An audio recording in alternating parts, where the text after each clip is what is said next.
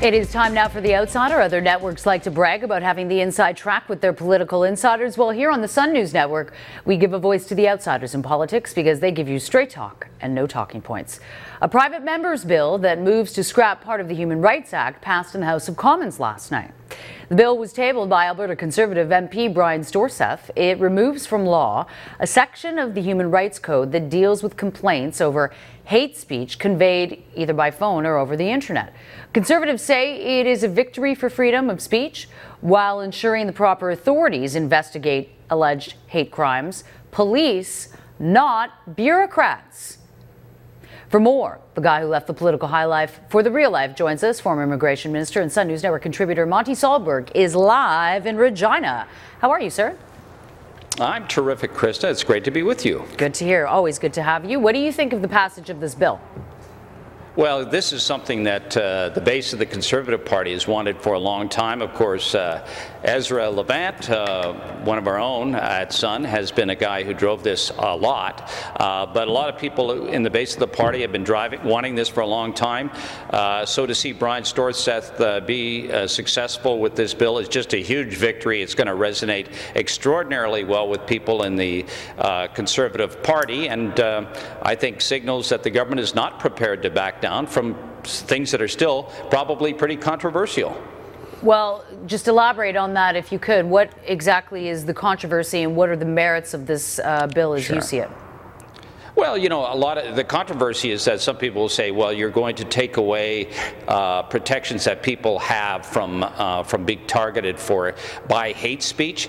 I think Conservatives would typically reply, look, the best protection is argument. The best protection is reason and those kinds of things. And besides, a lot of times these laws can be used for perverse things that essentially shuts down free speech and prevents people who have a serious message from actually delivering it. So, you know, those are some of the arguments that people will make, but now that the government is in a position where it is in a majority, it can make these changes, and people in the base of the party are going to say, finally, we've got, you know, one more important thing for us addressed. Well, the last time I checked, Scott Sims was not a part of the base of the party, but he's the one lone Liberal who supported it. Interesting, because Mr. Sims is a former broadcaster.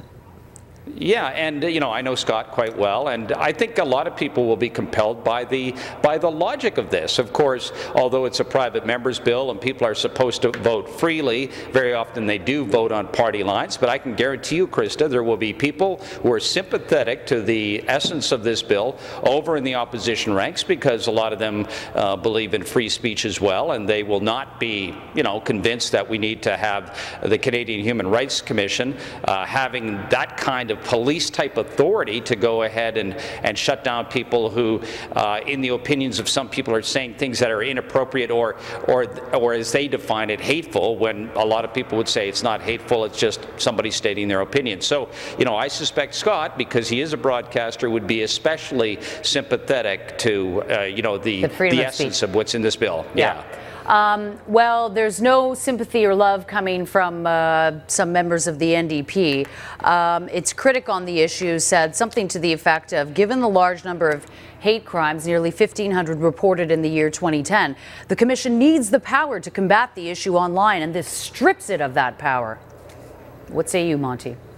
Well, what I say is there were exactly three hate crimes, or alleged hate crimes, dealt with through Section 13 of the Canadian Human Rights Commission since 2009. 3, and 2 of them were overturned. The third is under investigation. So I'm not sure that this is the big concern that you know, the NDP claim it is. In fact, you know, to the contrary, this is something that targeted people that were, you know, typically had no intention of sort of going out and targeting anybody. In fact, in some cases, people were lured or tried, you know, people from the Human Rights Commission themselves were going on chat lines and trying to get people to respond to hate speech that they themselves posted so they could trap people into saying things. I mean, that's not what our government should be doing. Our government should be tackling real crime, and you know, using Section 13 like that is completely inappropriate.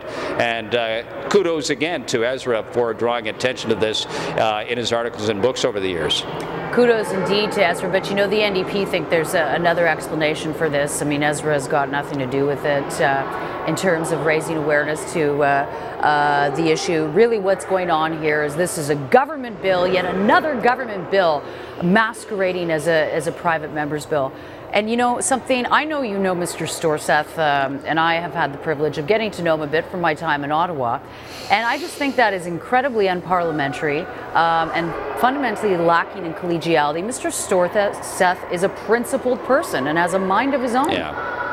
Oh, you know what? Brian Storseth will be so excited that he was able to bring this bill forward and push it and get it passed. I mean, this is something that he's committed to. This isn't something that somebody forced on him and said, you have to go and push this. This is the kind of thing that, a lot of guys would like to have been the ones to put this forward. It ended up being Brian. He'll be very proud to go back to his constituents and say, we don't need bureaucrats telling us what we can say. We won a big victory for free speech, and I'm proud to be the guy that did it. So, the opposition will say those things, but in the end, it'll be the judgment of the public and constituents that really matters. And I think a lot of people say it's more than past time that this occurred. Well, there's another backbench Conservative MP who is making some headlines as well, Larry Miller. And he's saying, you know what, it's time for Canada to reconsider its membership in the UN.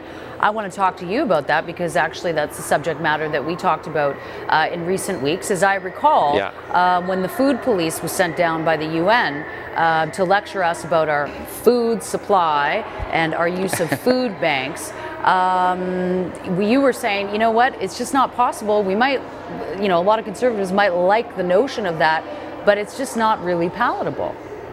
Well, you know what, good for Larry for bringing this forward, and I'm glad that he's pushing the issue because it really gets to the point, which is that people see the UN as a huge waste of money. They see them putting people like Mugabe to head up the tourism committee of the UN, or having Iran be on the committee that's supposed to be concerned about women's rights.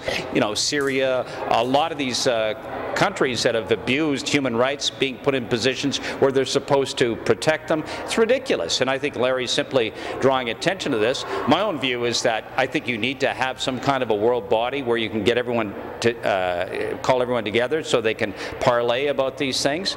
But these kinds of motions will help drive UN reform, which needs to occur. People have talked about for a long time, and it will cause everyone, I think, to think twice about standing up and saluting every time somebody says, let's take it to the UN. The UN has not been effective over many years on a number of issues when, there should be a world body that is effective, that helps deal with a lot of important issues. Thank you, Monte.